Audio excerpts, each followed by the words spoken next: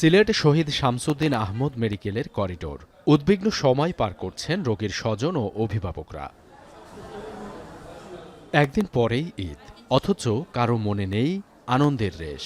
হাসপাতালের বেডে কাতর প্রিয় সন্তান। ঈদের ছুটিতে পর্যাপ্ত চিকিৎসক ও নার্স পাওয়া নিয়ে শঙ্কিত সবাই। চিন্তা করি আর চিন্তার মাঝে যে ডাক্তার থাকবা নেই, ঈদের সময় তো ছুটি, আমার তো হামর রোগীর অবস্থা সিরিয়াস।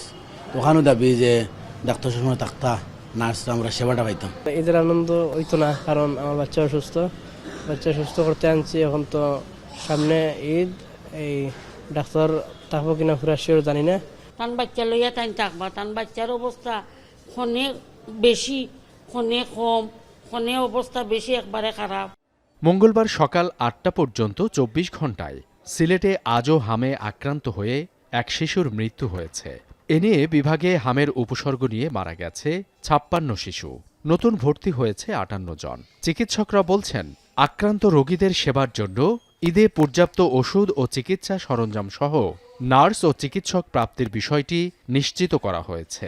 ঈদে আসলে সবসময় আমাদের একটা বিশেষ প্রস্তুতি থাকে। এবার যেহেতু হাম একটু বেশি আকারেই আছে, সেজন্য আমাদের প্রস্তুতিটা আরো জোরালো। পর্যাপ্ত সংখ্যক চিকিৎসক, নার্স এবং অন্যান্য স্টাফ যারা আছেন, তারা আমরা একটা সেন্ট্রাল রোস্টারের মাধ্যমে সবকিছু ব্যবস্থাপনা করা আছে।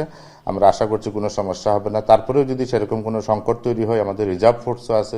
সিলেটের মতো ময়মনসিংহ মেডিকেলেও বাড়ছে স্বজনদের উদ্বেগ। ঈদের ছুটিতে ঠিকমতো চিকিৎসা হবে কিনা তা নিয়েই শঙ্কিত স্বজনরা।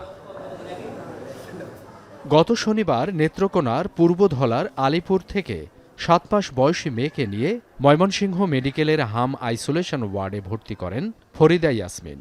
সন্তানের চিকিৎসা নিয়ে উৎকণ্ঠায় তিনি। তার মতো অনেকের অবস্থা একই। এরই মধ্যে সকালে আজও ২ শিশুর মৃত্যু হয়েছে। এ নিয়ে মোট মৃত্যুর সংখ্যা ৩৯। আল্লাহ রূপ দিছে, যদি সুস্থ না হয় তাহলে তো থাকতে হবে, ঈদে বন্ধ হলেও এটা তো কিছু করা যাবে না। বাচ্চারা নিয়ে তো বই, আমরা তো আতঙ্কের মাঝে আসছি। সকাল ৮টা পর্যন্ত ২৪ ঘণ্টায় ময়মনসিংহ মেডিকেলের আইসোলেশন ওয়ার্ডে হামের উপসর্গ নিয়ে নতুন করে ভর্তি হয়েছে ১৬ জন। সুস্থ হয়ে বাড়ি ফিরেছে ২৯ জন। বর্তমানে চিকিৎসা নিচ্ছে আরও প্রায় ৭০ জন। সাবিত সারোয়ার, এখন।